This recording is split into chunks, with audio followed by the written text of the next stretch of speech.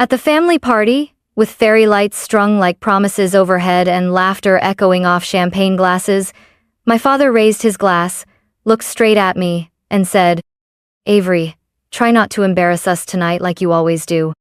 Some cousins laughed. My aunt sipped her wine. My mother looked down at her plate. No one said anything. Neither did I. I simply excused myself, walked out past the perfectly trimmed hedges, got in my car, and drove away. No tears, no drama, just a silence sharp enough to slice through every memory of trying to belong. That was the last time I attended a Harrington gathering, because that night, I stopped trying to earn their pride. And a year later, I bought my dream house. Then I threw the most beautiful party of my life, and they found out, on Instagram. Growing up, a Harrington meant learning early that there were only 3 acceptable definitions of success: degrees, titles, and quiet obedience. My brother, Marcus, followed that script flawlessly. Harvard Medical, now a well-respected surgeon with 2 kids who never wear anything wrinkled. My sister, Claire, made partner at a law firm by 31 and married a man who owns 3 golf memberships. Me? I painted on walls, rearranged furniture obsessively as a child, and once turned the garage into a greenhouse for a 6th-grade science fair. I wasn't the golden child, I was the creative one. Every time I shared something I was proud of, like a mural, I got commissioned for a community center or a sustainable redesign project, I got the same reaction: a tilt of the head, a polite smile, then a quick subject change to Marcus's latest surgery, or Claire's new Tesla. I remember once overhearing my aunt tell someone at a wedding, "Avery's sweet, she just hasn't found her lane yet." I was 29, running my own small interior design studio. Living in a sunlit apartment, I curated down to the last detail. But to them, I was still the strange one with candles and mood boards. They didn't see intention. They saw instability. They didn't hear passion. They heard risk. I tried, for years, to close the gap. I'd show up early to family dinners, offer to decorate for events, even helped redo my parents' entire living room free of charge. When they hosted Claire's engagement party, I built the floral arch by hand. They said it looked quirky. When I gave Marcus a watercolor sketch of his newborn son's nursery, he laughed and said, "Thanks, but we're going with a real decorator." By the time I turned 30, I stopped offering. Not because I was angry, but because I realized some people will never respect a version of success they don't recognize. Holidays, for most people, are about warmth, tradition, shared memories. For me, they were landmines wrapped in ribbon. Every Thanksgiving, I'd walk in with a pie I baked from scratch, only to hear my dad say, "Claire brought wine, Marcus brought prime rib, Avery brought feelings, I guess." Everyone chuckled like it was clever. I'd just smile and head to the kitchen, where I belonged, apparently.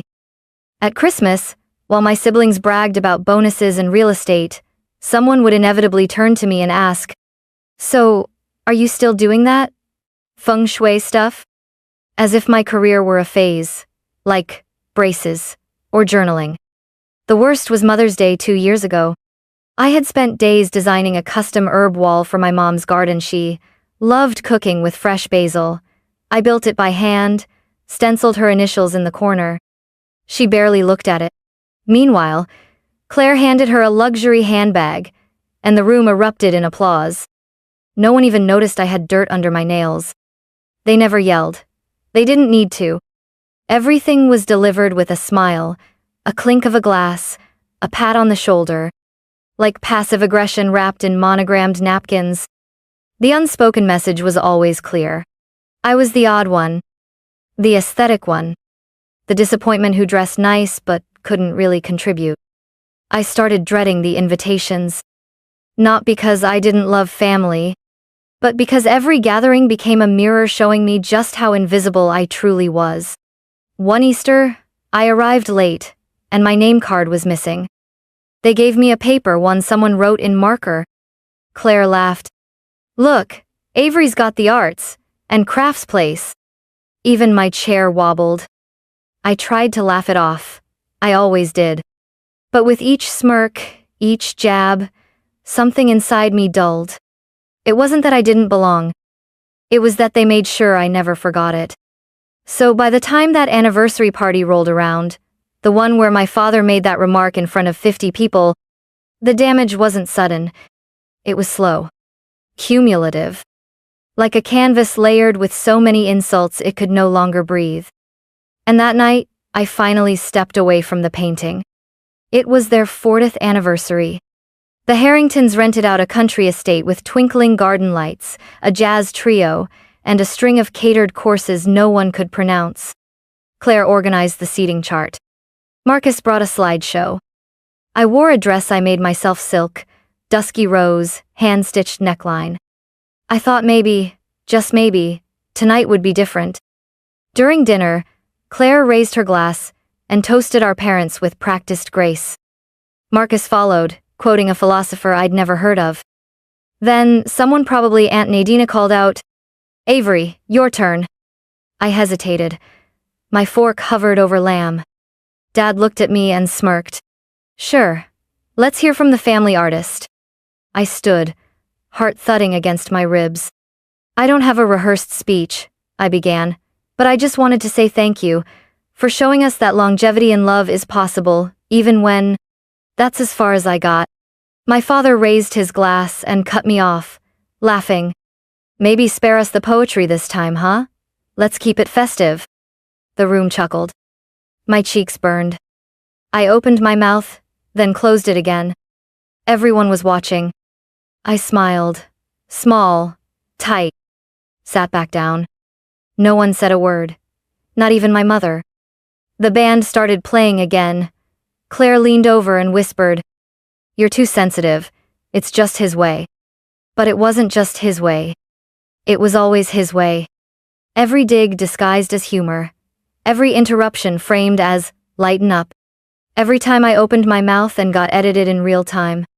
And suddenly I saw it, all layers of biting my tongue, of trying to be polite, palatable, pleasant, of shrinking. The lamb on my plate had gone cold. The wine tasted bitter. My hands trembled under the tablecloth. So I stood up. Again. Only this time, I didn't raise a glass. I didn't say a word. I picked up my clutch, nodded once to no one in particular, and walked straight out through the garden. Past the fairy lights, past the topiaries, past the vintage rolls they'd rented for photos. No one followed me. I got in my car, drove away. Windows down, dress fluttering. And for the first time in a decade, I wasn't leaving in shame. I was leaving in silence. And silence, I realized, can be its own revolution. Part 4. The vanishing act that built me. After that night, I didn't make a dramatic announcement. No explosive group chat exit. No phone calls. Just silence. I didn't attend Marcus's daughter's recital. I missed Claire's charity gala. I skipped Thanksgiving, Christmas, even my mother's birthday brunch. At first, there were texts. "Are you okay?" Then came the sarcasm. "Too busy for family now?" Eventually, nothing. And that was the gift. Without the constant echo of their expectations, I finally had room to hear my own voice. I moved across the state, to a small coastal town where no one knew the Harrington name. I rented a one-bedroom loft above a florist shop and took on small interior projects, quiet homes, thoughtful spaces. I started sketching again. Not for clients. For myself. I spent mornings walking barefoot across hardwood floors, coffee in one hand, pencils in the other. The stillness felt strange at first, like wearing shoes on the wrong feet. But then it started to feel like truth. One day, an email arrived from an architecture studio in Oregon.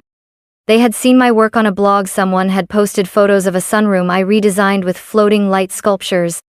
"We're launching a wellness retreat," the email said.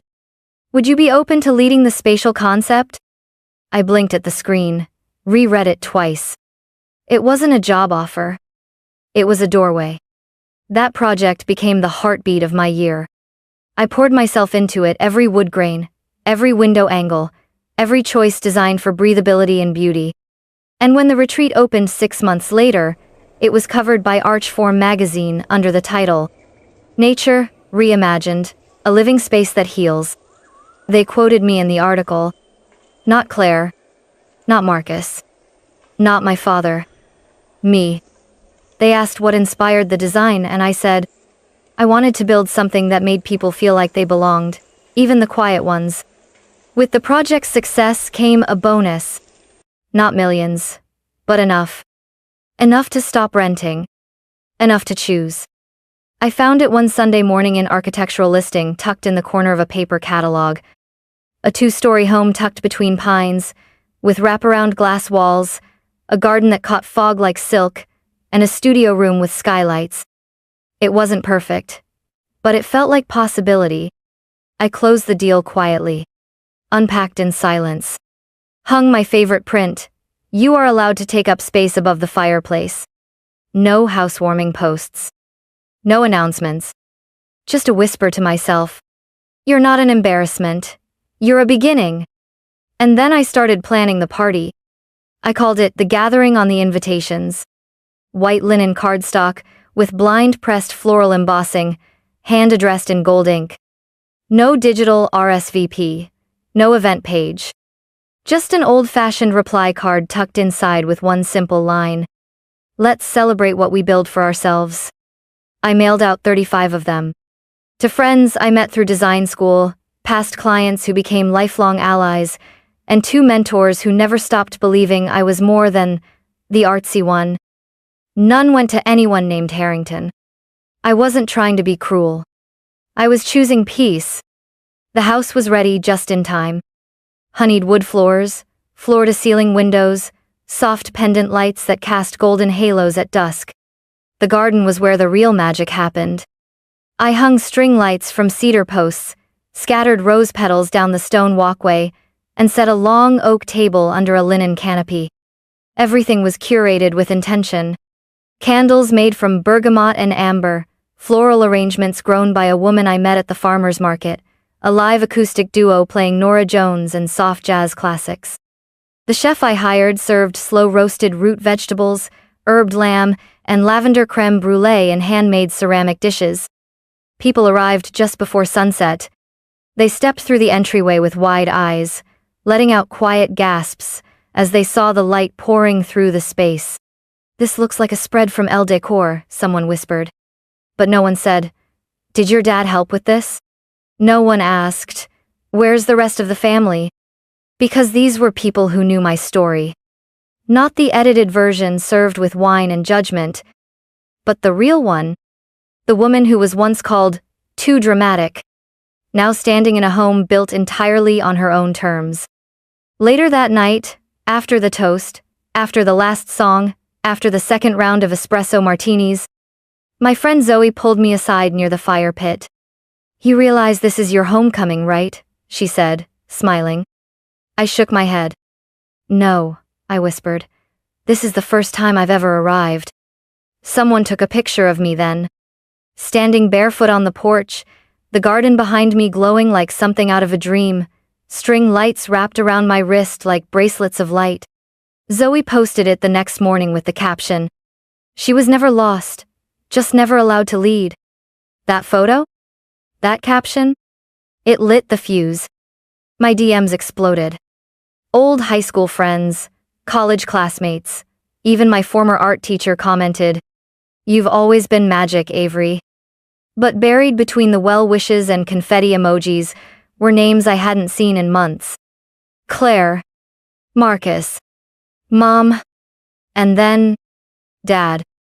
They hadn't been invited, but they had seen everything. They saw it the next morning. The photo. The caption. The laughter in the comments. The kind of joy you can't fake. It didn't take long. The first message came from Mom. I saw the pictures. The house looks expensive. Why didn't you tell us? Then Claire. You really planned a whole event and didn't think we might want to be there? Marcus chimed in by tagging me in an old family photo with the caption, Some people forget their roots. And Dad? He sent me a screenshot of Zoe's post with one sentence beneath it. "So this is who you are now?" No question mark. Just quiet accusation. I didn't answer. Not out of spite. But because there was nothing left to explain. They hadn't asked about my life in over a year. Not once had they called to see how I was doing, where I was living, what I was building. But now that there were lights, flowers, applause, suddenly I was theirs again. Their narrative couldn't hold me as the embarrassment anymore. And that made me dangerous. The next day, Claire posted a picture of a Harrington family dinner of everyone at a long table, smiling tightly, a caption underneath. "Some things money can't buy. Real love, real connection." The comments poured in. Aunt Nadine. Exactly. Family first, no matter what. Mom. We raised our kids with love. That hasn't changed. Marcus. No egos here. Just roots that don't break. I didn't comment. I didn't react. But someone else did. Zoe screenshot the entire thread and sent it to me with one word. Performative. She wasn't wrong. Because it wasn't love that made them respond. It was loss of control. For the first time, they weren't the narrators of my life. And they couldn't stand it. 3 days later, an email arrived from Dad. Short, cold, heavy. Subject. Your choices. Message. We saw everything. You embarrassed this family. You acted like we didn't exist. You made people think we don't love you. Maybe next time you should think before putting on a show. You should know. People are talking. People were talking. But not in the way he thought. I had just been asked to speak at a Women in Design conference in Vancouver. My inbox was full of collaborations. A podcast host reached out asking for a feature, how to build a life that doesn't ask for permission. And while my family tried to rewrite the narrative in real time, I was living proof of a truth they couldn't bend. I didn't need to prove them wrong. I just needed to stop trying to be right for them. That evening, I lit candles along the garden wall, sat under the stars with a glass of wine, and posted just one sentence to my story white text on black screen. Silence isn't distance. Sometimes it's healing. They watched it. All of them. But this time, they said nothing. The message came quietly. No group thread. No guilt-laced subject line. Just a single text from Claire. Coffee? Just us. No performance. I stared at it for a long moment. Then typed back. Neutral place. No expectations. We met at a quiet cafe, tucked between a bookstore and a flower shop, kind of sanctuary. She was already there when I arrived, tapping her spoon against a cappuccino, her shoulders unnaturally tight. Hey, she said. I sat down. Hey. For a moment, we said nothing. Then she exhaled hard, breaking the stillness. Look, I know we've been awful. I won't defend it. She stirred her drink slowly.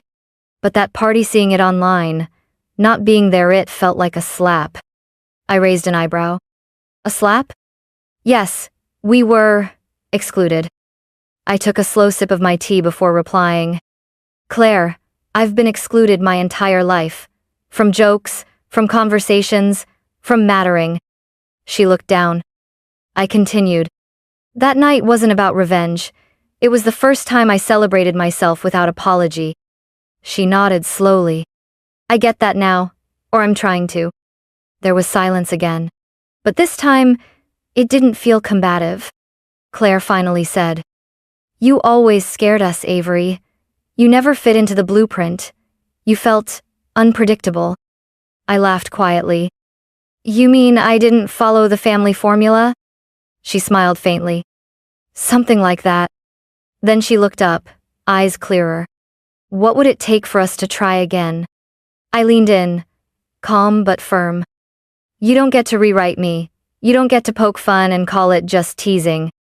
If you want to be in my life, you come in as an equal. No hierarchy, no performance, and absolutely no expectations of access. Claire blinked, then nodded. Okay, she whispered. That's fair. She didn't ask to see the house. Didn't ask for introductions, or invites, or favors. Just this. Can I try to do better? I looked at her for a long moment. You can try. It wasn't forgiveness. It wasn't closure. But it was real. And for the first time in years, I didn't feel like I had to shrink to be heard. 2 weeks later, I got an email from the editorial team at Hearth T Form, a design publication I'd admired for years. They wanted to do a full feature, Women Who Build Differently. I almost said no. Then I remembered how long I'd stayed small to make others feel big. I said yes. The interview was honest. I talked about leaving a life where I was constantly the footnote. About designing homes, not just for beauty, but for breadth. For people who had been made to feel like too much, or not enough. They asked about inspiration. I didn't name names. But I did say this. Sometimes, the places we leave shape us just as much as the ones we build. When the article came out, they used a photo of me standing barefoot in my studio, sunlight streaming through the skylight, paint smudges on my fingertips. The caption read, Avery Harrington, 33, built her space the way she lives deliberately, and without asking for permission. It went quietly viral. Design clients reached out. Old professors sent notes of pride.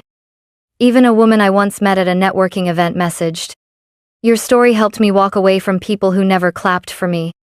And my family? They watched in silence. No more passive-aggressive posts. No more guilt-laced voicemails. Just the quiet realization that they no longer held the center of my orbit. That weekend, I hosted another dinner's mall, intimate. Mentors, friends, Zoe, and Claire.